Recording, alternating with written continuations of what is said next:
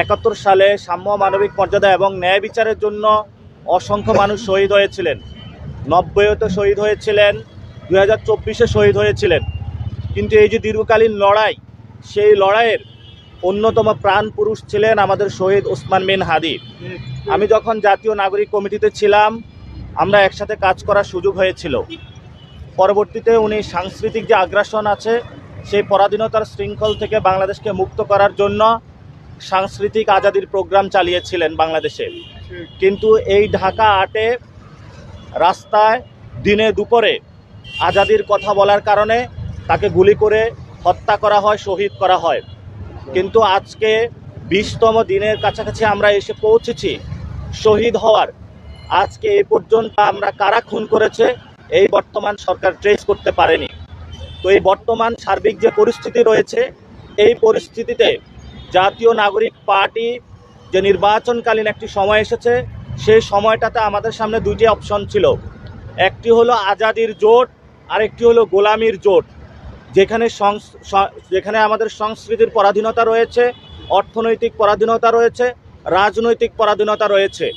এবং সেখানে আমরা দেখতে পেলাম অনেক লুটতরাজ, যারা আমাদের দেশের টাকা বিদেশে পাচার করেছিল, যারা আমাদের পকেটের টাকা কেটে জনগণের সাথে অন্যায় করেছিল, তারা বিভিন্ন অফিসে গিয়ে সেজদা দেওয়া শুরু দিয়েছে।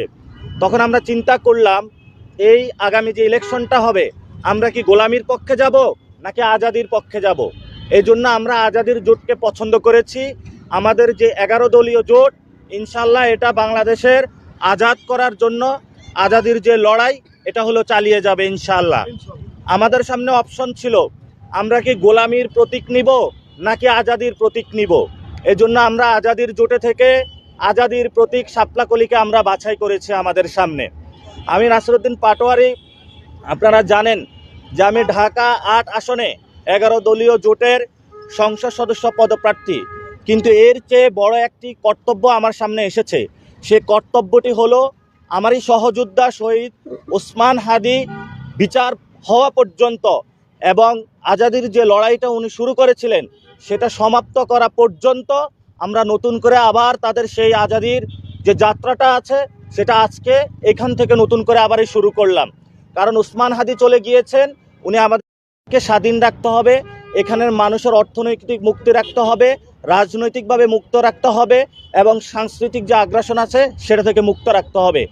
কবর জিয়ারত পরে তার আকাঙ্ক্ষা ধারণ করে আজকে ঢাকা বিশ্ববিদ্যালয় এরিয়ায় আমরা আজাদি যাত্রা শুরু করলাম। ইনশাল্লাহ আজকে থেকে ঢাকা 8 আসন, রমনা, শাহবাগ, মতিঝিল, শাহজাহানপুর যে অঞ্চলগুলো রয়েছে এবং পুরো বাংলাদেশকে আমরা আজাদ অঞ্চল হিসাবে ঘোষণা করলাম। এই অঞ্চলে যদি কোনো ব্যক্তি বা কোনো দল আপনাদের কাছে চাঁদাবাজি করে, সন্ত্রাসী কার্যক্রম করে, দখলদারিত্ব করে, তাহলে আপনারা আজাদির স্লোগান তুলে তাদেরকে আপনারা গ্রেপ্তার করে প্রশাসনের হাতে তুলে দিবেন। আর প্রশাসন যদি এই চাঁদাবাজদের পক্ষে দাঁড়ায়, সন্ত্রাসীদের পক্ষে দাঁড়ায়, আধিপত্যবাদের পক্ষে দাঁড়ায়, তাহলে যুদ্ধ ঘোষণা করবেন। কারণ আপনার সন্তান এবং অনাগত সন্তান যারা আসতেছে এই পৃথিবীতে, আপনি যদি তাদেরকে রক্ষা করতে চান, তাহলে আপনাকে চাঁদাবাজি, সন্ত্রাস, দুর্নীতি, বৈষম্য, লুটতরাজের বিরুদ্ধে দাঁড়াতে হবে। একটি সার্বভৌম, ইনসাফ এবং মানবিক মর্যাদার বাংলাদেশ গঠন করতে হবে। এই দাবিগুলো নিয়ে আমরা রাজপথে নেমেছি। সহযোদ্ধারা ঢাকা 8 আসনের প্রত্যেকটা অলিগলিতে আমরা ঘুরে বেড়াবো। আজকে সারাদিন আমরা ঢাকা বিশ্ববিদ্যালয়ে থাকবো। এখানে যারা প্রথম শ্রেণী কর্মকর্তা, দ্বিতীয় শ্রেণী কর্মকর্তা, তৃতীয় শ্রেণী কর্মকর্তা, চতুর্থ শ্রেণী কর্মকর্তা, ওনাদের সাথে আমরা কথা বলবো। শিক্ষকদের ফ্যামিলির সাথে কথা বলবো, ছাত্রদের সাথে কথা বলবো। এই জন্য কথা বলবো যে আমাদের শহীদ ওসমান হাদির লড়াইটা শুরু করেছিলেন, সে আজাদির লড়াইটা আমরা ইনশাল্লাহ চালিয়ে নিয়ে যাব এবং এই আজাদির লড়াই আমরা সমাপ্ত করা পর্যন্ত আমরা আগেও শপথ করেছিলাম ঘরে ফিরে যাব না। ভবিষ্যতে আমরা এই আজাদির যাত্রাটা ইনশাল্লাহ বাংলাদেশকে একটি স্বাধীন, মুক্ত এবং আমরা যে নিরাপত্তার জন্য 24-এর আমাদের ভাইরা শহীদ হয়েছিল বাংলাদেশকে স্বাধীন করার জন্য, তাদের সেই আকাঙ্ক্ষাকে ধারণ করে আমরা এগিয়ে যাব। আপনারা জানেন এই ঢাকা বিশ্ববিদ্যালয়ে কয়েকদিন আগে সাম্য হত্যাকাণ্ড হয়েছে ছাত্রদলের, তার বিচারটুকু আমরা আজ পর্যন্ত পাইনি। শুধু তাই নয়, আমরা যে ভাস্কর্যের সামনে দাঁড়িয়ে আজকে এখানে প্রোগ্রাম করছি, এটি একটি সন্ত্রাস বিরোধী রাজু ভাস্কর্য। এই সন্ত্রাস বিরোধী রাজু ভাস্কর্য সন্ত্রাসের বিরুদ্ধে প্রতীক হয়ে দাঁড়িয়ে রয়েছে। এখানে রাজুর এখানে প্রতীক রয়েছে, যাকে সন্ত্রাসীদের নির্মম গুলিতে হত্যা করা হয়েছে। সাম্য হত্যাকাণ্ডের বিচার পায়নি, হাদি হত্যাকাণ্ডের বিচার পায়নি। সকল হত্যাকাণ্ডের বিচারের দাবিতে আমরা মাঠে নামতেছি। দ্বিতীয়ত বিষয় হলো, আপনারা জানেন ভারতীয় আধিপত্যের বিরুদ্ধে রাজু ভাস্কর্যেই আমি 54 দিন অবস্থান করেছিলাম। আমাদের মুসলিম ভাইদেরকে ভারত থেকে এই দেশে পাঠিয়ে দেওয়ার তারা ব্যবস্থা করেছিল। আমি সেদিন ঘোষণা দিয়েছিলাম, আমি একা হলেও বাংলাদেশে দাঁড়িয়ে থাকব, কিন্তু বাংলাদেশের সার্বভৌমত্ব প্রশ্নে আমরা কখনো আপোষ করব না। শুধু তাই নয়, আমরা বিভিন্ন জায়গায় খোঁজ পাচ্ছি প্রশাসন একটি দলের দিকে হেলে পড়েছে, অর্থাৎ সেই দলটি হলো বিএনপি। সবাই বিভিন্ন জায়গায় যখন আমাদের তারেক রহমান বাংলাদেশে এসেছেন, আমরা তাকে স্বাগত জানিয়েছি, কিন্তু বিভিন্ন কর্মকর্তা আমরা এই সমাজটাকে পরিবর্তন করতে চাই। আমরা সবাই পরিবর্তনের পক্ষে না নাকি? পরিবর্তন করতে চাই। আল্লাহ রাসূল সাল্লাল্লাহু আলাইহি সাল্লাম যখন মদিনার প্রেসিডেন্ট হইলেন, টোটাল আইমে জাহিলিয়াতকে চেঞ্জ করে দিয়েছেন, ঠিক কি না? আর এটা একদিনে হয় নাই, এবং এটার জন্য কিছু ভালো মানুষ থাকা দরকার নাকি? ভালো মানুষ ছাড়া সমাজ পরিবর্তন হয় না।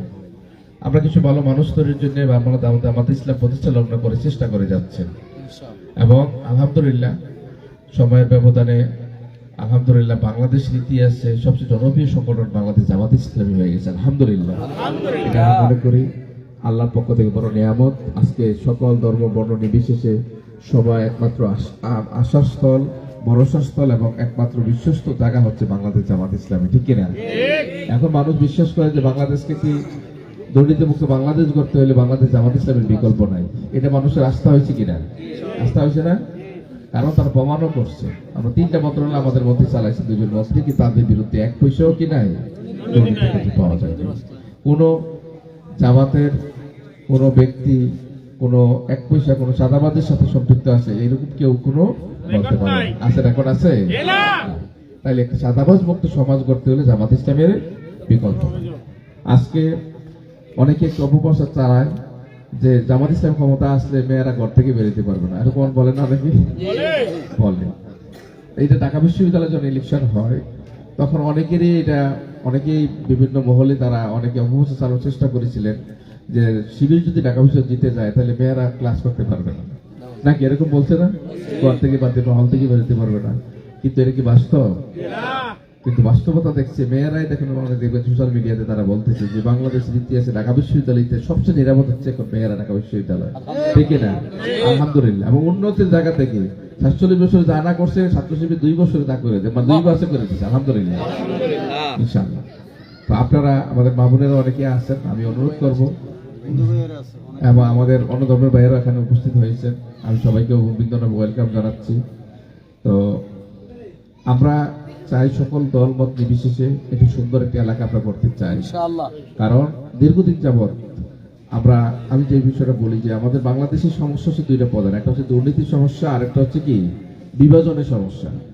এক দল হইলে আরেক দলকে কিভাবে পিছনে ফেলানো যায়, কেউ কাউকে একটা গ্রুপে আছে মামলা বাণিজ্য কিভাবে করা যায়, অমুক বাণিজ্য কিভাবে করা যায়, কাকে বাইরে কি বড় হইতে পারে, এই যে একটা সিস্টেম পথা চালু হয়েছে এটা পৃথিবীর কোথাও নাই, শুধু বাংলাদেশে আছে। এই কথাটাকে আমরা বন্ধ করতে চাই, কারণ আপনি আপনার নাগরিক, আপনার সম্মান, আপনার মর্যাদা এবং আপনার রাষ্ট্রীয় দায়িত্ব এবং আপনার রাষ্ট্রের নাগরিক, সব নাগরিকের দায়িত্ব কিন্তু একরকম নাকি? রাষ্ট্রের যা সুযোগ সুবিধা আপনার এক পাওয়ার কথা নাকি? কিন্তু কারোর জন্য তো 7 ঘন্টায় কি হয়ে যায়, আরে 3 বছরে হয় না। এরকম কিন্তু কোন পৃথিবীর ইতিহাসে বিরল। আপনি অন্য দেশে, আমি তুরস্কে সফর করছি, আমরা এক ট্রেনে, আমার তুরস্কের প্রধানমন্ত্রী আর আমরা এক ট্রেনে, মানে পাবলিক প্লেসে চলাফেরা করে, গাড়িতে ওরা পাবলিক প্লেসে চলাফেরা করে, ওদের জন্য কোনো প্রোটোকল লাগে না। আমি ইন্ডিয়াতে পড়াশোনা করছি, ইন্ডিয়া অনেক মন্ত্রীদের সাথে দেখার সুযোগ হয়েছে, আমি বলছি যে একটু দেখা করা দরকার, কোনো প্রোটোকল নাই, চলে গেছে। আমি বলছি কোন জায়গায় গেলাম, আমাদের এলাকায় বলছে কত পাস করা লাগে, কত প্রোটোকল লাগে, কে থেকে আসেন, কেন আসছেন, কোন জায়গা থেকে আসছেন, কত সিকিউরিটির ব্যাপার স্যাপার। কিন্তু অন্য জায়গায় এই সিকিউরিটিটা লাগে না, কারণ রাষ্ট্রীয় নিরাপত্তা আছে নাকি? অন্য দেশে এটা নাই। তো এই জন্য আমাদের এলাকাকে চেঞ্জ করতে হলে আগে আমরা যারা প্রতিনিধি আছে তারা চেঞ্জ করতে হবে নাকি? কারণ সরকারের লেভেল থেকে চেঞ্জ না হইলে নিচ লেভেলে কখনো চেঞ্জ হবে না, এটা বাস্তবতা নাকি? এই জন্য আজকে এই সুযোগটা আসছে, 54 বছর ইতিহাসে রাষ্ট্রীয় লেভেল থেকে পরিবর্তনের সুযোগটা কিন্তু আপনাদের হাতে চলে আসছে নাকি? আপনারাও যেদিকে যাবেন রাষ্ট্রীয় লেভেলটা সেই দিকেই যাবে নাকি? আপনারা একদিনে ভালো চান না 5 বছর ভালো চান? 5 বছর ভালো চান। তা আমি একদিন খুব সুস্থ থাকলাম, হয়তো আমি 1000 টাকা পাইলাম, 500 টাকা পাইলাম, ভালো লাগলো যে তারা তো দিচ্ছে, আমরা দিতে পারলাম না, মন খারাপ। কিন্তু 5টা বছর কিন্তু আপনি বসতে হবে, আপনার কথা কেউ টাইম দিবে না। আপনি ঘুরতে ঘুরতে একটা কাজের জন্য আপনি জুতার পায়ে খলিয়ে যাবে, কিন্তু তাকে খুঁজে পাবেন না।